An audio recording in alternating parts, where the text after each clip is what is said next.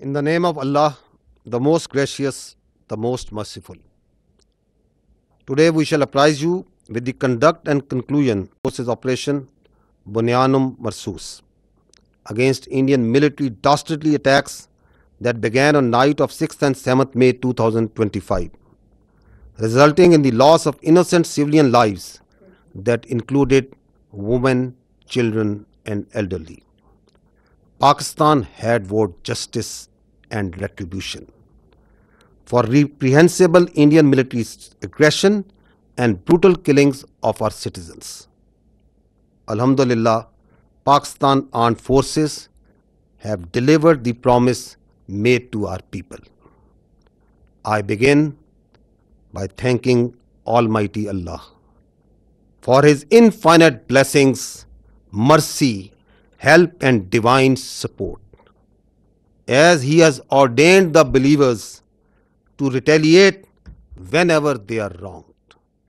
We bow our heads to Him in utmost humility to have enabled us to translate our resolve into decisive actions in the battlefield.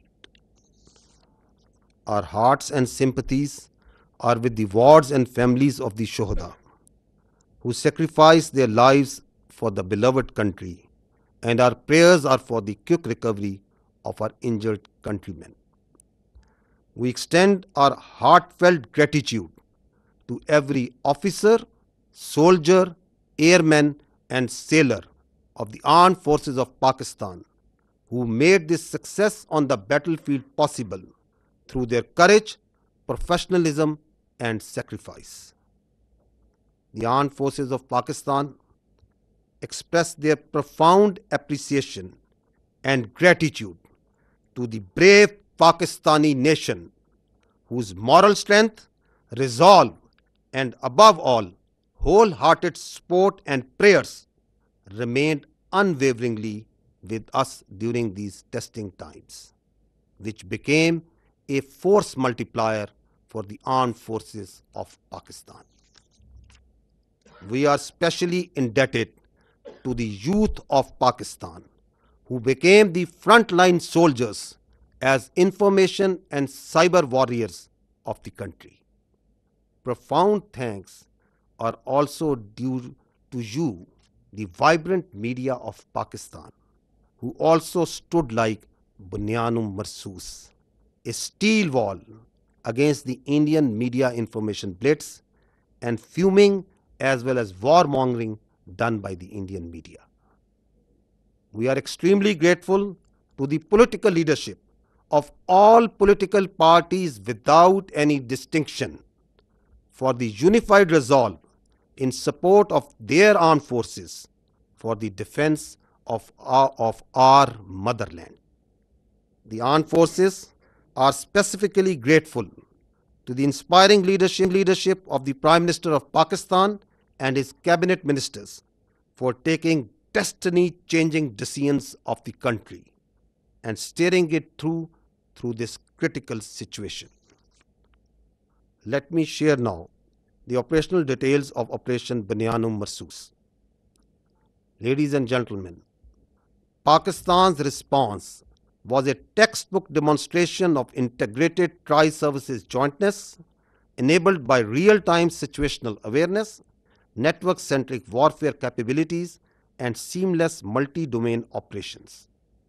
This synergy across air, land, sea, and cyber domains allowed for precision engagements, overwhelming lethality, and rapid tempo. All platforms operated in synergy, delivering coordinated effects at carefully selected decisive points. Using precision-guided long-range Fateh series missiles F-1 and F-2 of Pakistan Army, precision munitions of Pakistan Air Force, highly capable long-range loitering killer munitions, and precision long-range artillery. 26 military targets as well as facilities that were used to target Pakistani citizens and those enterprises that were responsible for fomenting terrorism in Pakistan were engaged in Indian illegally occupied Jammu and Kashmir and also mainland India. The targets included Air Force and aviation bases at Suratgarh, Sirsa, Bhuj, Nalia, Adampur, Bhatinda, Barnala, Halwara, Avantipura, Srinagar, Jammu, Udhampur, Mamoon, Ambala, and Pathankot, which all sustained major damages. BrahMos storage facilities at Beas and Nagrota were also destroyed, which had fired missiles on Pakistan, killing innocent civilians, our flower like children, our ladies, and our elderly. S-400 battery system at Adampur and Bhuj was also attacked by our proud Pakistan Air Force. Military logistic and support sites which helped sustain this unlawful operation against innocent Pakistani civilians, like Field Supply Depot at Uri and Radar Station at Poonch, were also targeted.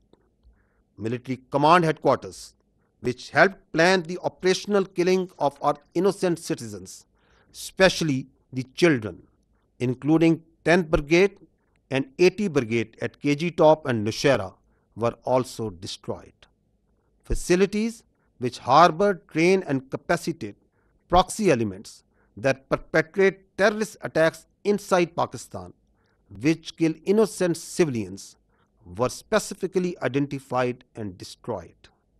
These include intelligence fusion support units and its forward field elements at Rajouri and Nowshera.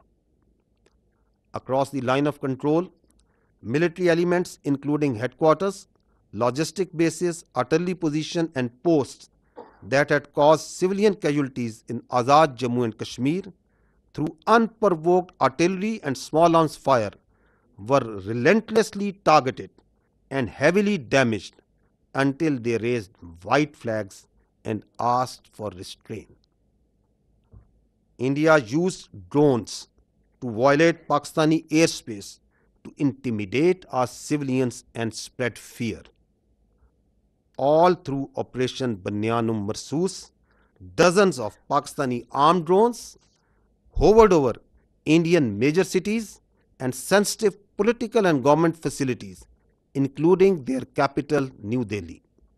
And from Indian illegally occupied Jammu and Kashmir all the way up to Gujarat to manifest clearly our lethal long-range unmanned capability, to indicate the futility of the use of this domain in warfare. Pakistan Armed Forces also carried out comprehensive and effective cyber offensive to temporarily cripple and degrade critical infrastructure and services that were being used by Indian Armed Forces to sustain their operations. Let me tell you that Pakistan Armed Forces possess an adequate suite of very sophisticated niche military technologies, only some of which were used with restraint in this conflict, and there are many more such capabilities being kept as future surprises. Despite all this, let me say that compared to Indian relentless provocations, Pakistan's military response has been precise, proportionate, and still remarkably restrained. It was carefully calibrated to avoid civilian casualties and has exclusively targeted those entities and facilities which were directly involved in orchestrating and executing cold-blooded killings of Pakistani civilians and those carrying out terrorist attacks inside Pakistan. We must also inform you that Pakistan also sustained an abnormal and immediate spike in Indian-sponsored terrorism across Khyber Pakhtunkhwa and Balochistan while we were busy in operations on the Eastern Front. This vindicates that India is directly involved in fomenting terrorism in Pakistan, and its proxies were fully operationalized during this time to distract our attention.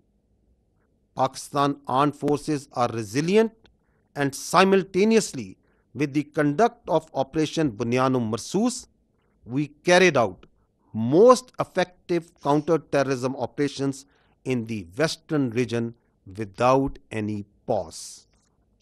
Operation Bunyan-un-Marsoos has been a great example of coming together of all elements of national power with overwhelming support of Pakistani public to effectively counter the threat to our national sovereignty and integrity and the threat to our great motherland. No one should have any doubt that whenever our sovereignty would be threatened and territorial integrity violated, the response would be comprehensive, retributive, and decisive. Pakistan Armed Forces thank and salute the Pakistani nation for its courage, resilience, and national fervor during this conflict. Let me finish with the Quranic verse from the Surah Anfal. وَيَمْكُرُونَ وَيَمْكُرُ اللَّهُ وَاللَّهُ خَيْرُ الْمَاكِرِينَ. They plan and Allah plans, and Allah is the best of planners. Pakistan Zindabad, Afwaj Pakistan, Pindabad.